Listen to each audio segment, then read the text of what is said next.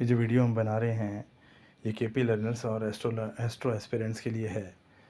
हम कहीं भी किसी भी इलीगल एक्टिविटी बैटिंग को प्रमोट नहीं करते हैं हमारे रिसर्च से। यह वीडियो सिर्फ एस्ट्रोलॉजी को स्पोर्ट्स में बढ़ावा देने के लिए है और फ़न के लिए है और नॉलेज के लिए है। कोई भी इसको इलीगल पर्पज़ से या बैटिंग के लिए यूज़ करता है तो वो खुद लायबल होगा। किसी भी फाइनेंशियल ट्रांजैक्शन के लिए हम जिम्मेदार नहीं होंगे। दोस्तों, आज जो मैच शुरू हो रहा है डीसी और आरआर का, इसे मैं आपको बताऊं, शुरुआत में 33 मिनट तक नोड काम कर रहा है। नोड फायर्स होता है, आपको सीधा ही बता देगा कौन है। और नोड का 99% स्क्रिप्ट के साथ ही काम करता है। तो मैं आपको बताया था नोड जो है वो आज फायर्स होगा। अब फायर्स किस वे में होगा, बॉलिंग के वे में होगा, बैटिंग के वे में होगा, तो वो आपको देखना है। और हमने आज आपको एक दो चीज़ें नई पिछले वीडियो में बताई हैं कि अगर एक ओवर कोई परफॉर्म करता है तो उसको नहीं मानिए आप, मेजर परफॉर्मेंस मानिए। हर ओवर में परफॉर्म होना चाहिए और जो फायर्स होगा वो शुरू से परफॉर्म करेगा। ठीक है दोस्तों। तो यहाँ पर नोड के बाद ये पूरा बी ही बी डोमिनेट आपको दिखाई दे रहा है, मगर जर्क मौजूद हैं यहाँ पे। अगर ये जर्क नहीं आते हैं तो ठीक है, लास्ट में ए स्ट्रॉन्ग हो जाएगा। और अगर ये जर्क बीच में ही आ जाते हैं और एक्सपेक्टेशन से ज़्यादा आ जाते हैं, अपनी परसेंटेज से ज़्यादा आ जाते हैं, तो वो आगे का अपना एरिया लूज़ कर देगा। आपने कई बार ये देखा है वाइस वर्सा में। तो मैं आपको यहाँ यही बताऊँ कि 90% में जो आरपीओ क्राइटेरिया होता है, 80% में जो होता है विकेट क्राइटेरिया होता है, वही फॉलो होना चाहिए। बैटिंग बॉलिंग जो भी डोमिनेट करती है, आपको जो सारे कॉन्सेप्ट्स हैं वो याद रखने हैं।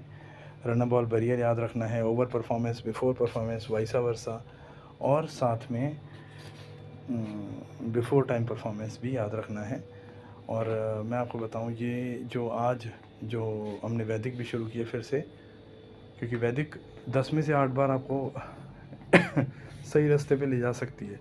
वैदिक का हमारा मेन पर्पस होता है कि सामने वाली टीम का पोटेंशियल देखना, जो डोमिनेट नहीं है क्या उसमें पोटेंशियल है।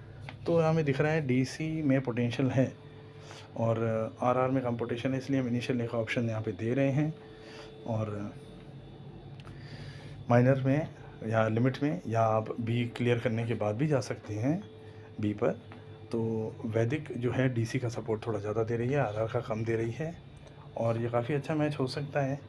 बस आप वाइस वर्सा याद रखिए, अगर कहीं पर 80% के जोन में, बैटिंग के जोन में बॉलिंग आ जाता है, जैसे 80% बॉलिंग बैटिंग है और 8.5 के रन रेट से रन बन रहे हैं और 3 विकेट आ जाते हैं, 4 विकेट आ जाते हैं, तो आप समझ लीजिए इंटरफेयर हो रहा है, क्योंकि वहाँ रन रेट नीचे आ जाएगी। और ये सब एक बार प्रूव होने के बाद होता है कि ये बी बन गई है और ये बी है और वो उसी स्पीड से चलती है। और अगर इंटरफेयर होता है तो, जैसे आपने सीएसके और एलएसजी में देखा, एलएसजी ने इंटरफेयर किया तो वो इंटरफेयर होता है। आपको क्लियरेंस पहले मिल जाएगा, उसके बाद इंटरफेरेंस की जानकारी आपको मिलेगी, तो आपकी जो पकड़ है वो अपने मैच पर अच्छी हो जाएगी। तो 10-30 से 11-8 के बीच में मैं आपको बताऊं, ये अच्छा है। अगर ए पीछे सप्रेस है तो ये बहुत अच्छा आएगा, और ये मैच जैसा लिखा हुआ है वैदिक से वैसा ही हो जाएगा। वैदिक दोस्तों 10 में से 8 बार अपना काम करती है, तो मैं आपको ये नहीं कहूँगा कि बिल्कुल ना जाए, मगर 2 बार काम नहीं करती है तो उसके पीछे भी रीज़न होते हैं।